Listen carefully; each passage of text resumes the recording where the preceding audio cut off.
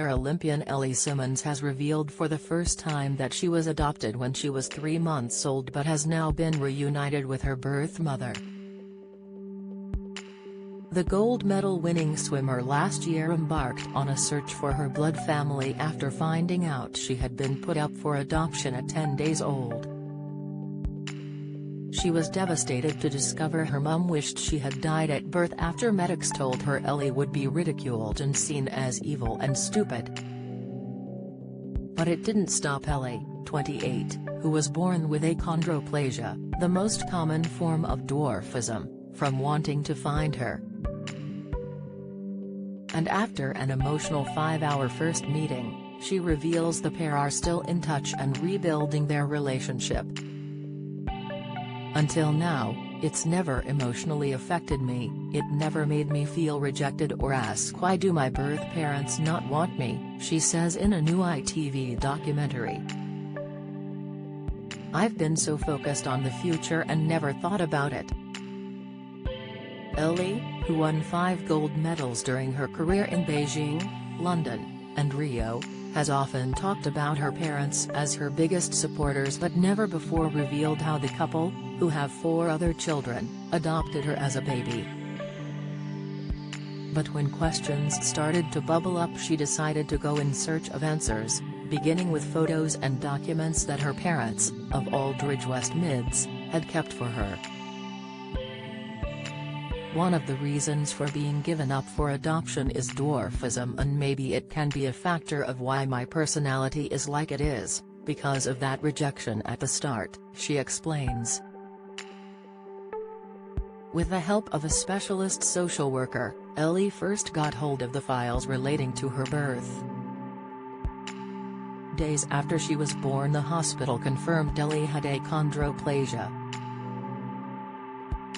An information sheet given to her birth mother warned how her daughter would have a large skull and depressed nasal bridge, and that children with her condition tend to be muscular and acrobatic, which is perhaps the reason for them traditionally being involved in the circus and other forms of theater.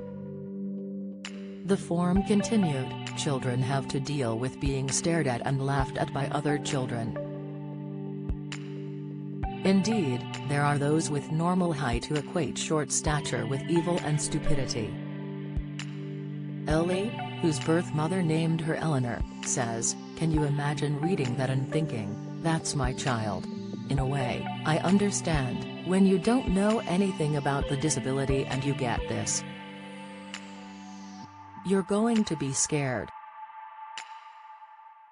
In another blow, a social worker report described how her mother feels very guilty regarding Eleanor's disability and wishes she had an abortion, or that Eleanor had died. Shocked, Ellie nearly called off the search, but getting in touch with the family of her foster carer who looked after her from 2 weeks to 3 months old convinced her to carry on. Ellie wept as her foster mom's daughter revealed she died last year. Her foster carer hadn't wanted to reach out in case Ellie didn't know she was adopted. The daughter tells her, "I remember you coming to my mom's. You were crying all the time. The first few weeks you were such a sad little girl, and my mom just kept loving you and nursing you until you were fine. When you went to the Olympics, she said to us, 'I'm positive that's Ellie who I fostered.'" Because she remembered your adoptive parents had a swimming pool. She watched you on telly and she'd have been so chuffed to know you knew you were fostered. It's so sad she's not here for you to tell her. Ellie, who last year competed in BBC One's Strictly Come Dancing with professional partner Nikita Kuzmin, says, "What got me was the fact she knew. She was watching me on TV and knew it was me. I left it too late." Her social worker eventually found contact details for her birth mother, who lived nearby. "I could have seen her walking down the street. I might have walked past her," Ellie says. The pair exchanged letters, and Ellie again breaks down in tears as she reads her mother's letter. "Your father and I separated before I realized I was expecting you. Unfortunately, it was very sad and traumatic in my life, and I struggled with my mental health. I've suffered with guilt and self-hatred for not being strong enough to cope. I cannot express the happiness I feel to know your parents and siblings have provided you with such a loving environment, that you're so happy. You've achieved so much."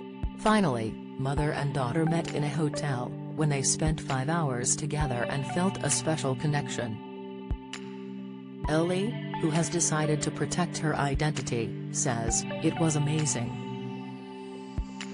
I didn't realize the time was passing by.